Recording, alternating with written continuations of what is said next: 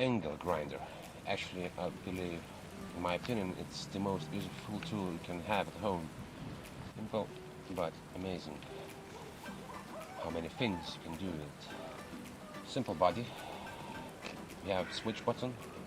It's on neutral zero position, which means it's off. You push like that.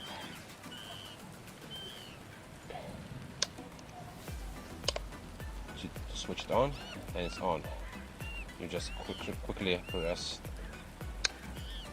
downwards, and it just automatically will switch back into off position. Whenever you need to touch some disc or some other attachment for it, there is a button over here which locks the spinning thing shaft in one position, so you can tighten it up properly. Also, some versions of it have adjustable speeds. This one has from 1 to 6. Maximum speed is 12k repetitions per minute. It means it spins 12,000 times a minute. So different disc has recommended maximum speed, after which they can explode or don't function properly. So keep in mind that, always check that for your own safety. Always wear your goggles. Can be any different ones, but I like these. These are good for welding and also for angle grinder. If there's plenty of dust, the sides cover also, so you don't have dust coming inside. It has ventilations in the top, so it doesn't steam up real quick. Really good ones. They're cheap and they, do more for your buck than others.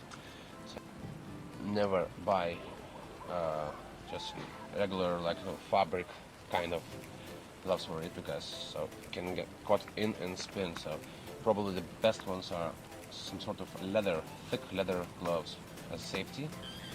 You always do this massage for angle grinders before use to loosen up the gears. Of course, I'm joking. Yeah, and then immediate attachments that are used with the machine. So these things hold the discs and shit. One is to be used in the bottom. It locks in those two things with those grooves. It's cool. And the second one goes after the disc, and then it gets tightened to hold it in place.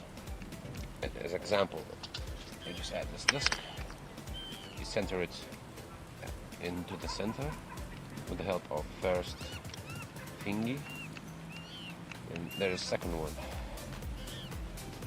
You twist it until it spins with the disc, then you press the locking button, and then you can just tighten by holding the disc, and it's okay to use.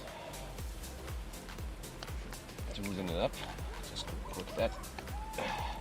There's also a tool which goes inside of those two pins to help loosen the stuff, but I don't know, if you're weak. To me, I used all my life this machine, and only had to use that tool for twice. Also, there's handles that can be used for left-handed, right-handed person for different jobs. Some other angle grinders also have here or here, things to be held. So, as well, with these, if you have an option, get with as long handle as possible, so your hand will be as far away from the disc as possible as well. Because if you work for longer times, the blood leaves your palms, and you just lose your strength within your hands. And your hand can slightly slide in there, and it can be caught in painful position. Yep. Also, if you're just cutting something, you can use the guard goes here. I don't use it, I just like the pain. So basically put on the guard, and when you try to cut something, you position the guard into yourself, so the shit would fly everywhere apart you, all directions apart your face. Yeah, so that's a good thing to use. They're all kind of similar, like, you know, they're good things, but if you grind instead of cut, they are always in the way. So that's why I'm not using them so often, because I use it for more grinding than cutting most of the time. Yep. The other thing, like, you know, the angle grinder comes usually lightly lubed, so there's oil, special oil, like, you know, for gears, mineral oil, same as in gearbox of the car. You just remove the first plate, and there's two gears. One is like that, and the other one goes like this, and it spins one other. So just open these 4 screws, remove that thing, and you put the mineral oil inside. Have some extra, so the gears won't get worn out so quickly, because that's the number one problem when they get broken. The gears over there get fucked. So that would help to prolong the life initially. And to order those gears in the right size, not always the easiest thing. Trust me, I tried. Okay. In there.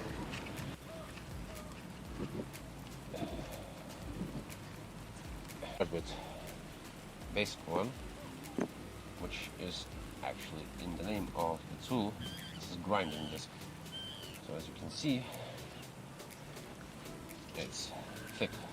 So attached to the grinder itself. Oh shit.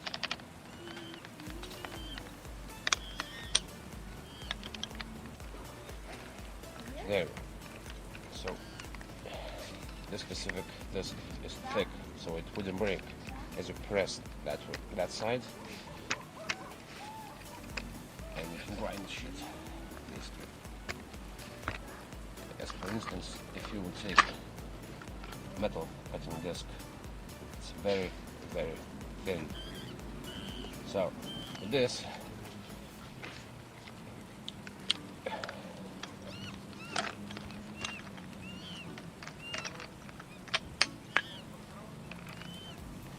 this disc, when you cut, gonna be as straight as possible. No shaking, no nothing, because it's strong in linear position like that, but it's even bendy. So if you would try to grind with it, it would just explode and all the shards would fly into your hand. That's why you use the guard on it and direct it your hand, basically to yourself. Or just be very careful. Put the thick gloves, of course the glasses, and when you cut, take your first hand, put at the end of it, and lower it with the other hand very slowly and very straight, leveled straight. Yeah, if you have the position where to put your first hand, of course. Okay. Let's check out the other discs. So I have regular stone or concrete cutting disc. These ones spray a lot of shit, so that definitely, if you don't like tiny bits of pain now and there, there and there, there and there, fuck. If you don't like the pain, use the guard.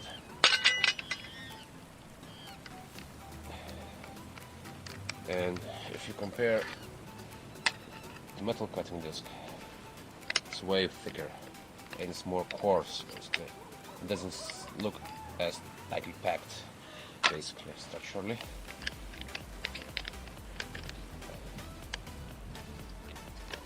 Yeah. There you go. And you would use to cut your concrete or stone. So also can be used to cut like aluminium and shit. be honest. Yes. But okay, so one other thing, if you're getting concrete or stone, this is the cheap shit option, which gets used really quick. Like in my place, it costs like 50 cents, and there's these diamond bits.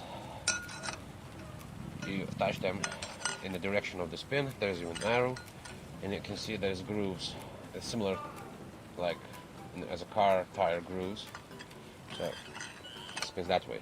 These cost 20 times more, or maybe 7 or 30 times more, but they last longer and they work way better. They make prettier cuts, more precise. There's also this with the gaps. As you can see, mine has some rust. So the rust is like an illness, it's like a rot which gets inside the blade. So if you have a rusty one, always use the guard. So if that would explode, because lose its strength, and if you spin to the max speed, there's a chance it would explode. So if it's rusty, always use the guard, or be prepared to bear the consequences of going to ER for no reason, because you were just stupid. It's just stupid. Don't do it. Just use the guard if it's rusty. You still can use the guard, and in a direction where the guard wouldn't cover. For example, it covers that way and this way. So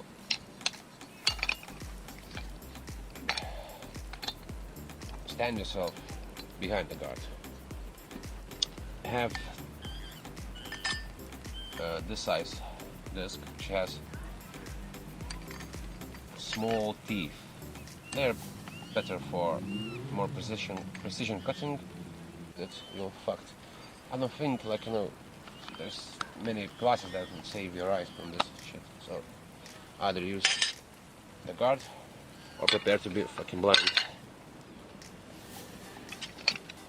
Okay, as for wood, these are shit, of course, but I'll just show you because there's also better ones, better options you can order or get in your store.